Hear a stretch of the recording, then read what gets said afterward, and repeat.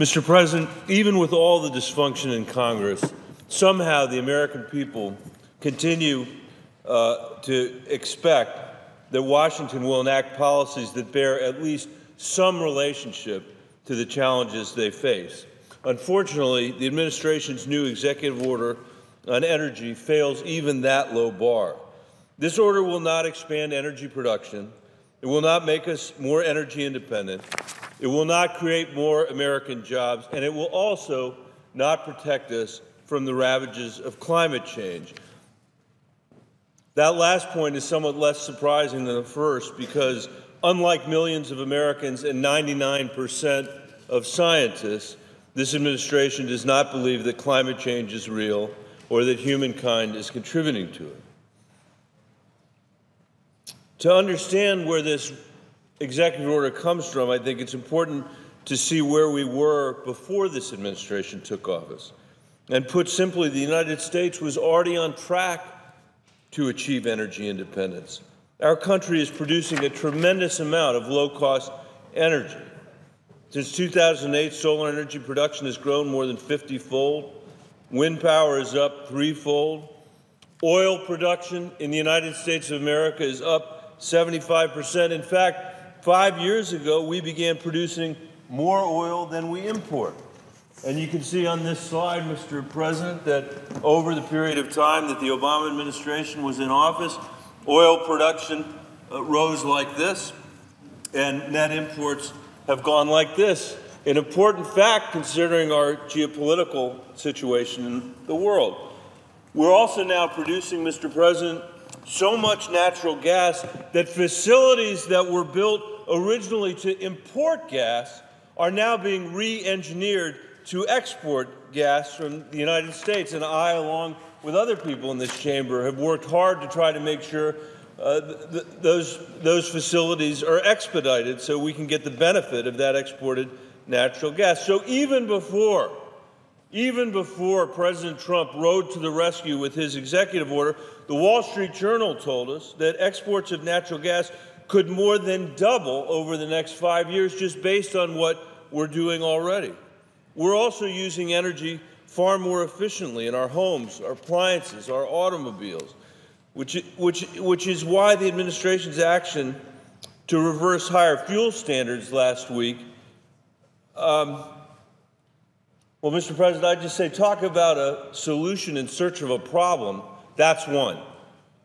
There's not a person in Colorado who said to me, Michael, you know what we ought to do is we ought to reduce the fuel efficiency standards on automobiles. We ought to create a regulatory environment where the United States can't sell competitive automobiles in the world. Nobody has said that. Because not only are they concerned about climate, they're concerned that we lead the world when it comes to innovation. And that order, just like a budget that cuts the EPA by 30%, that targets the climate scientists at the EPA, that targets the satellites that are above our head so that we can't see what's happening on our planet. This is all so that we can perpetuate a willful view that climate change doesn't exist. And it's the same thing with his executive order.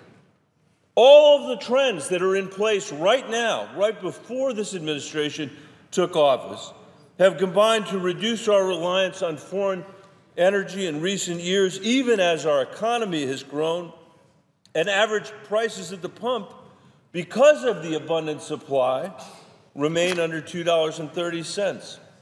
We are just a few years away from exporting as much oil and gas as we import. That's important for our country. Colorado has been a huge part of America's growing energy independence and, by extension, our national security. That's because, in many ways, Colorado led the way in developing a common-sense approach to expanding energy production while ensuring clean air and a healthy planet. We brought environmentalists together with the oil and gas industry to develop one of the first state limits on methane pollution that became a model for the country. We passed the first voter-led renewable energy standard in the nation, which became a model for the country. We established our own limits on carbon pollution at the state level. And in this process, we've created 13,000 renewable energy jobs, with wind jobs alone expected to triple by 2020. On average, these jobs pay over $50,000. This is not some Bolshevik experiment or some socialist experiment, Mr. President. These are manufacturing jobs in the United States of America, in Colorado, that would not be there if it hadn't been for the policy decisions that were made in this body and in other parts of Washington, D.C. And the supply chain that goes along with those manufactured turbines is critically important to our economy. And at the same time we were doing all of that, we preserved over 56,000 oil and gas jobs, even as drilling has slowed because, again, of abundant supply. And to say nothing of the jobs that Colorado's created just because it's a place other people would like to live. They want to come there, like they want to go to Nevada because there's a high quality of life. There's a lot of sunshine in both places. And I am pleased to have the chance to work with the senator from Nevada to make sure that we not only extended the production tax credit with respect to solar, but we put language in there together, Republicans and Democrats together, to create an idea that those credits would kick in at the beginning of construction, not having to wait till the end. That's made a big difference to our solar industry. Long ago, the state of Colorado, and I would say many other states, have broken past the false choice between our economy and the environment. That is the course that we have charted in Colorado. And if the president were serious about energy independence, he would support that approach. Instead, he's trying to undermine it with this new order. By undoing national standards for carbon pollution, the order threatens to undercut our thriving clean energy industry. That's 465 solar and wind businesses across our state, supporting over $88 billion in investment. And by retreating from the fight against climate change, the order recklessly endangers Colorado's $646 billion outdoor recreation industry, not to mention, Mr. President, the health of our national forests, which line the banks of some of the most vital watersheds in America.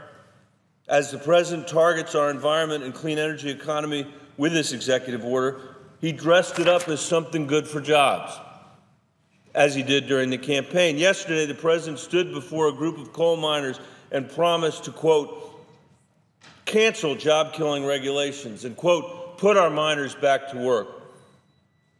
Just 2 weeks ago, I was on the western slope of Colorado, Mr. President, a region with a number of mining communities.